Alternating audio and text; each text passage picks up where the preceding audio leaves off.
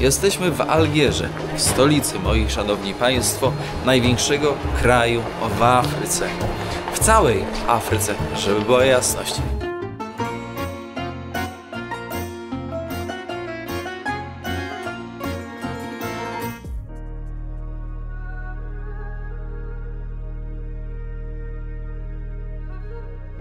Byłam, Tomek, już na spacerku porannym, kiedy Tomasz jeszcze tutaj sobie podsypiał.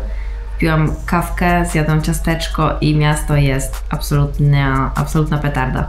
Jest tak piękne, jest takie czyściutkie, cichutkie. Wszystko z XVIII wieku, te budowle, cudo. Czas wyjść, czas wyłonić się z groty. Jakie schody. Jeśli ktoś zapomniał swojej księgi świętej, czyli Koranu, to może tutaj wypożyczyć, ale pamiętajcie, żeby oddać.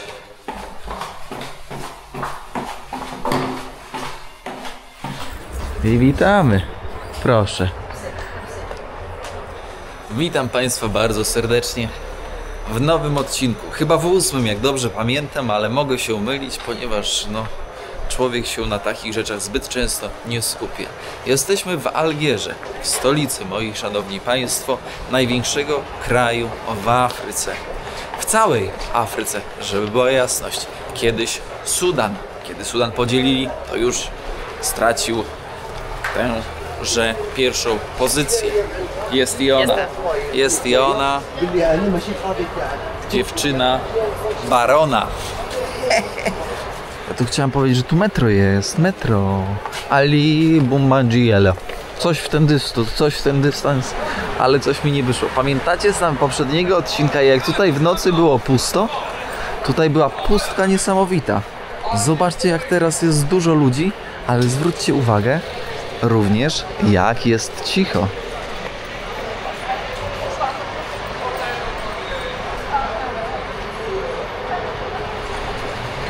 Idziemy teraz na... koleżka tutaj sobie robotę robi, a my teraz idziemy na taką sławną dzielnicę, która nazywa się Kasba Mediny, uliczki stare. To wam pokażemy i wytłumaczymy, dlaczego taki układ, a nie inny.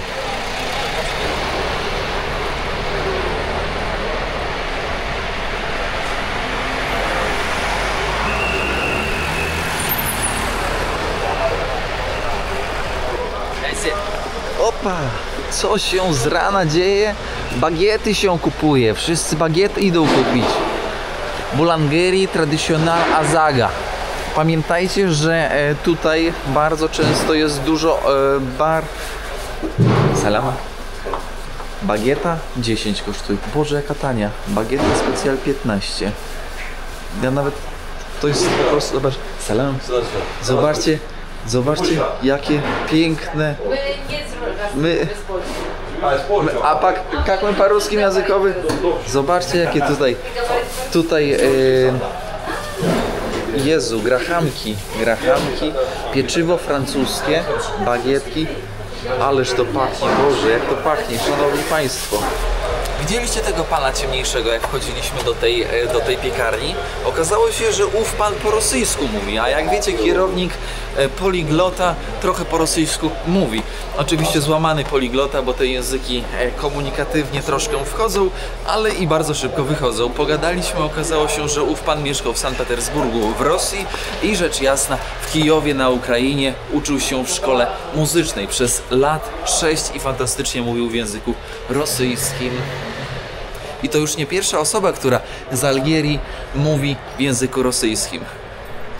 W takim miejscu, w centrum chatę, to mają ci, którzy mieli albo rodziców, albo dziadków, albo pradziadków tutaj. I dziś taka chata warta krocie na ichniejszym rynku. Ale i taka sama sytuacja jest w Polsce. Jak masz po dziadkach, po pradziadkach chatę w centrum Warszawy, Łodzi, Wrocławia, Białegostoku czy jakiegokolwiek innego miasta, no to dzisiaj naprawdę to jest dość znaczący posag.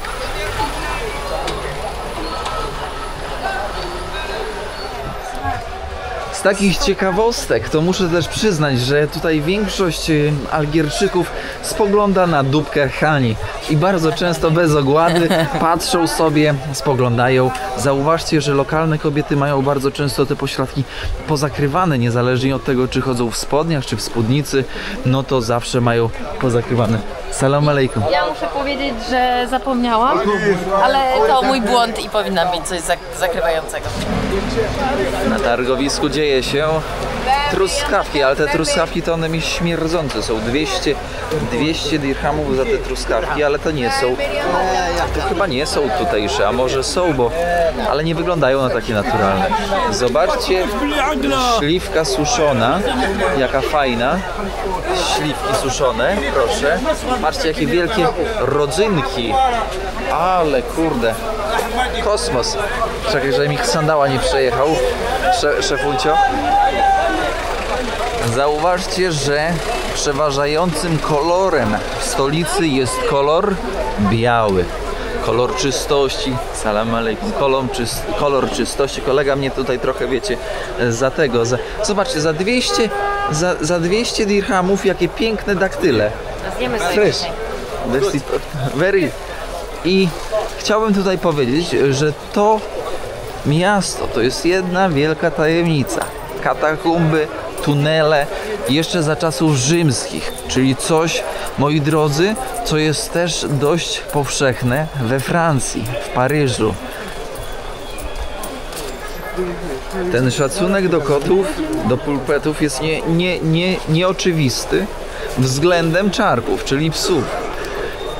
Zauważcie jednak, że jak się nie ma ogrodu, to nic nie znaczy, bo można mieć drzewostan na samej górze tutaj. Proszę zobaczyć. Tradycyjne stroje. Odświętne. To nie tak, że chodzisz sobie w takich na co dzień. Zobaczcie. Jak świecą. Czy Hania chce kupić sukienkę? Zobaczcie, jakie ładne. A no ładna. Tadam! Beautiful. Piękna. Warto również zwrócić uwagę na to, jakiego koloru skóry mijamy ludzi. Niekiedy są tacy francuscy, biali, niekiedy są takimi mulatami, tacy jak w Maroku, a niekiedy są ciemni. Berberowie, moi drodzy, z południa dokładnie dlatego są ciemniejsi. Zatem warto na to zwrócić uwagę, oglądając vloga.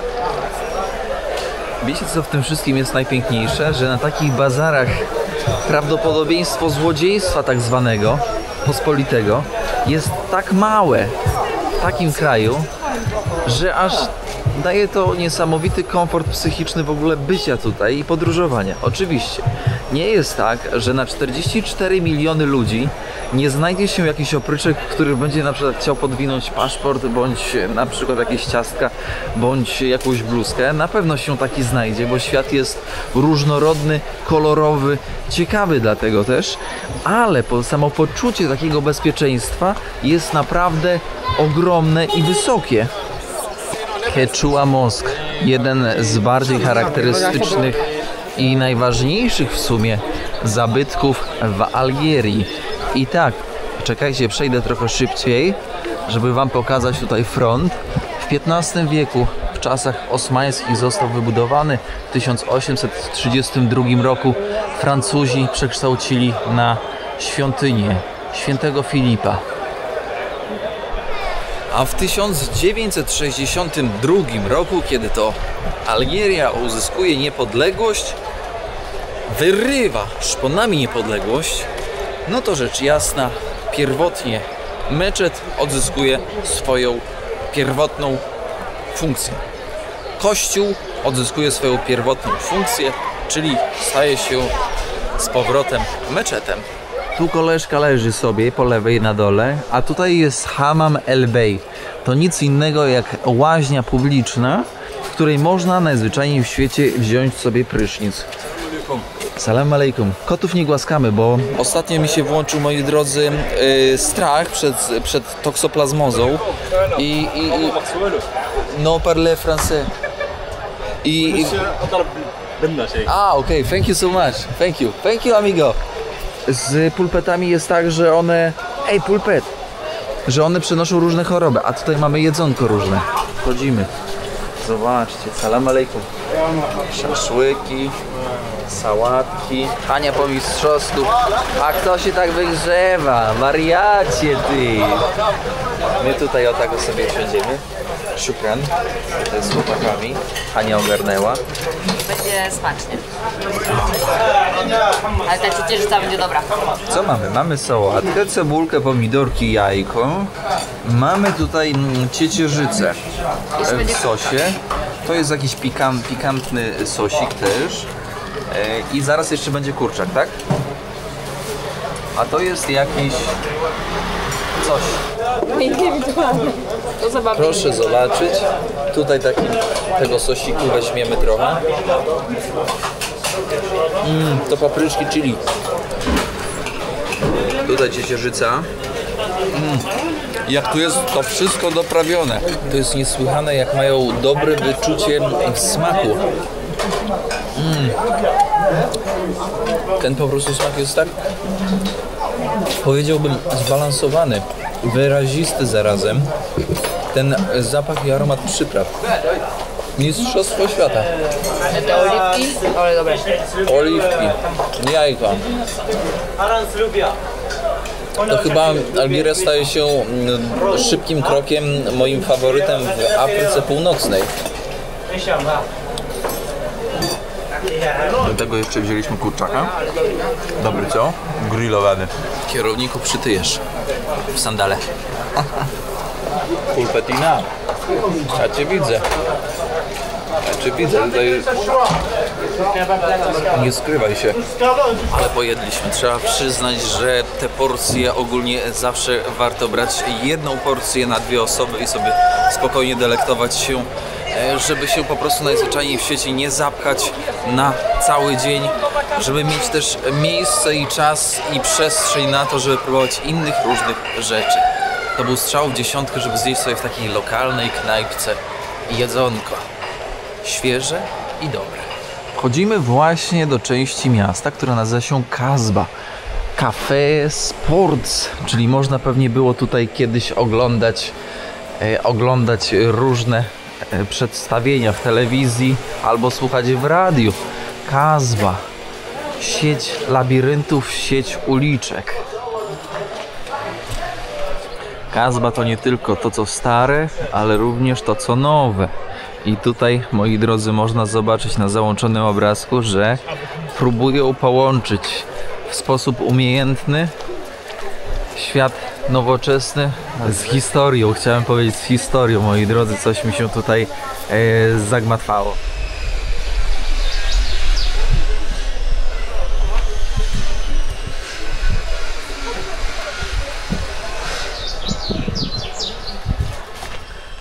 Tutaj troszkę, że tak powiem, poza murami.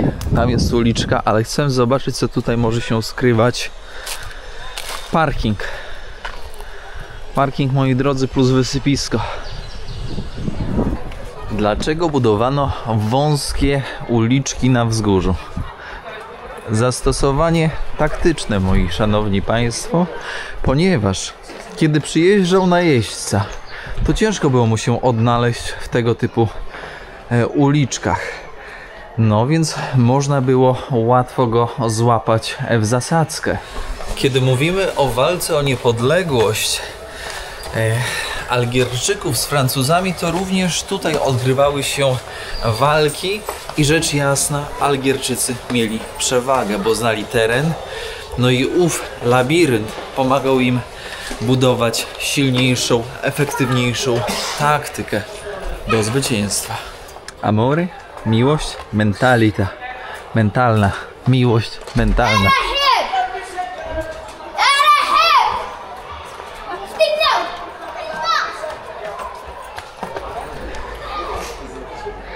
Pizzeria. Mały kawałek kosztuje 40 groszy. 40. Tutaj salam alejkum. Tutaj ciastka z 15.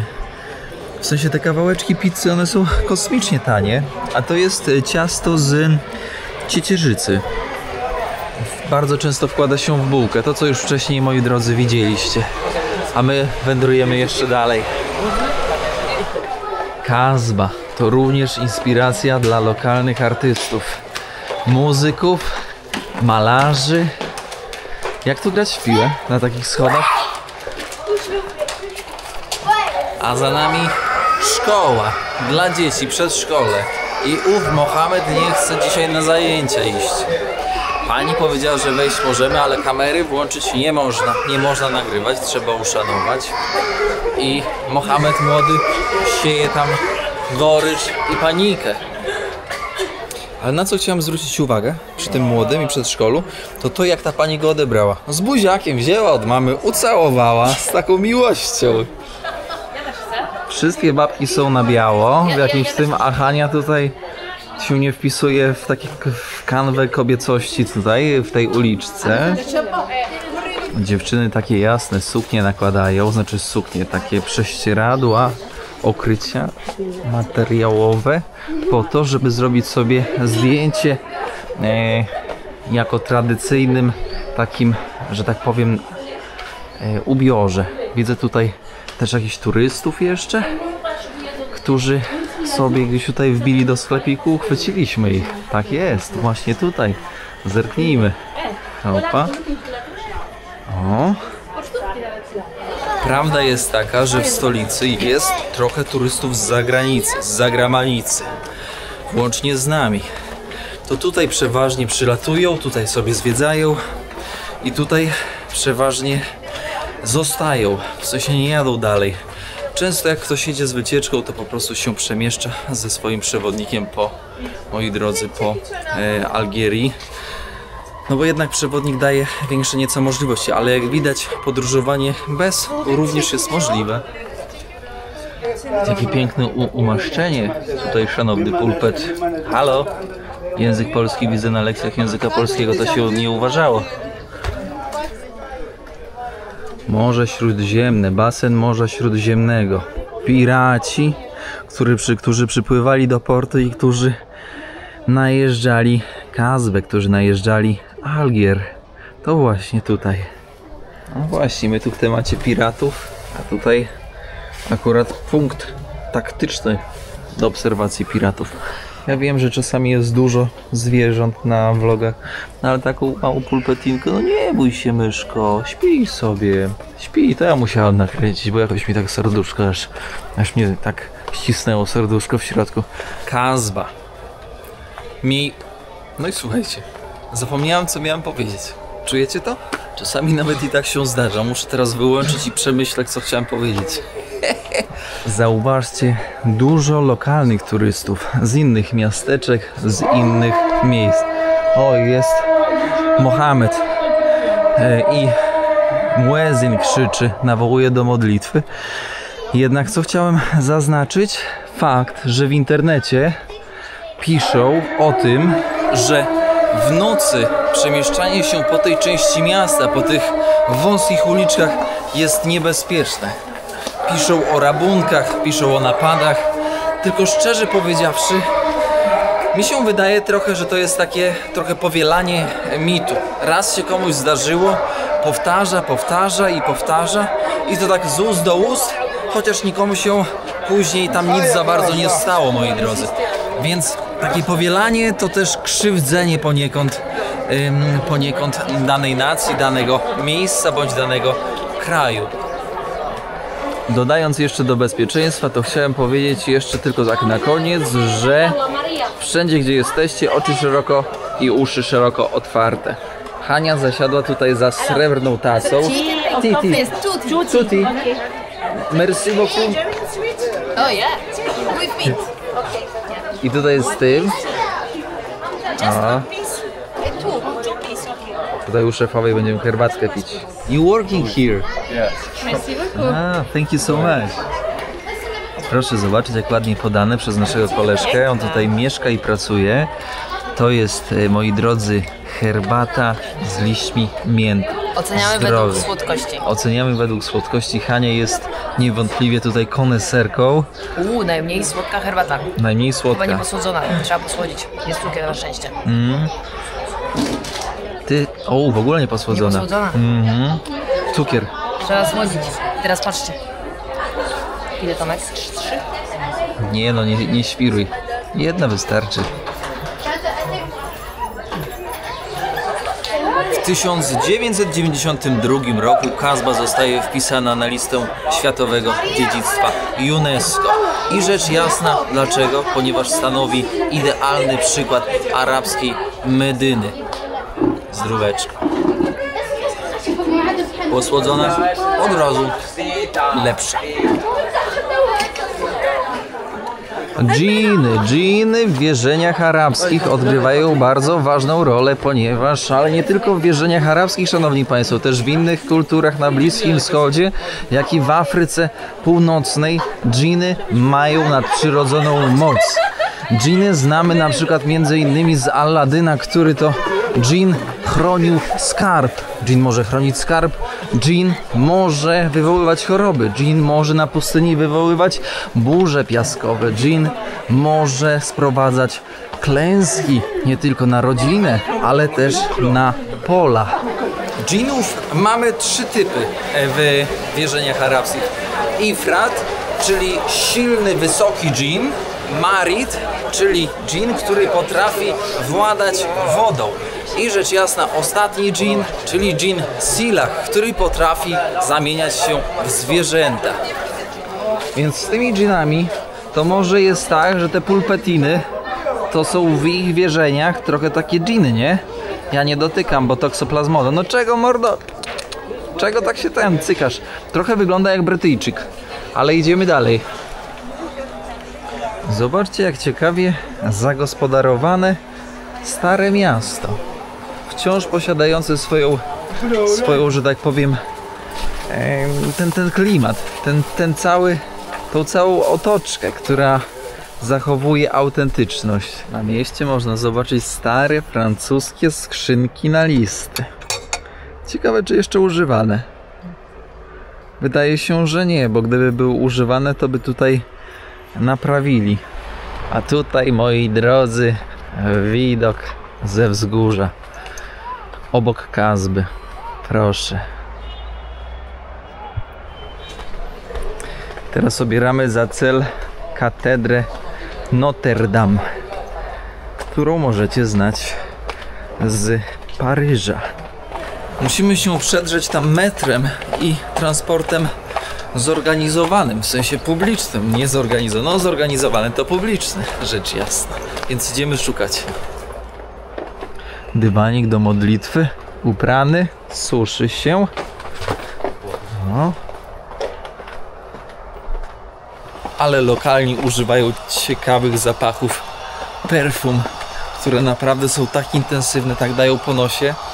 Tutaj pan przed nami idzie takim perfumem, zaciąga, że naprawdę aż przyjemnie.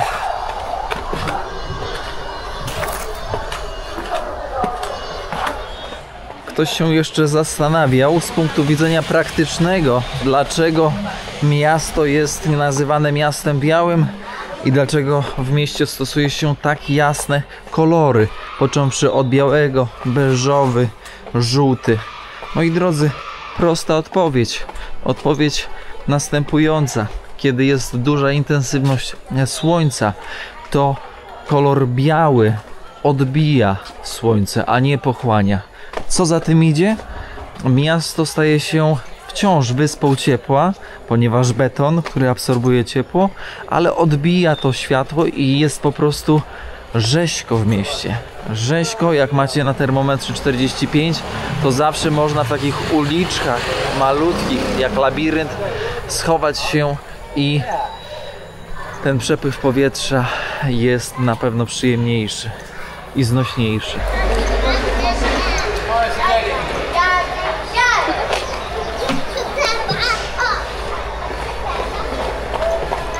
A to już Kasba taka mniej turystyczna. Kasba taka, powiedziałbym, autentyczna, gdzie już nie ma tych pamiątek, tylko są wejścia do domów. Jakieś tutaj drobne, prawdopodobnie stanowisko napraw, tak jest. Jakiś tutaj widzę, jakaś tam maszynka jest, więc widzicie, tutaj już jest tak bardziej, powiedziałbym, swojsko.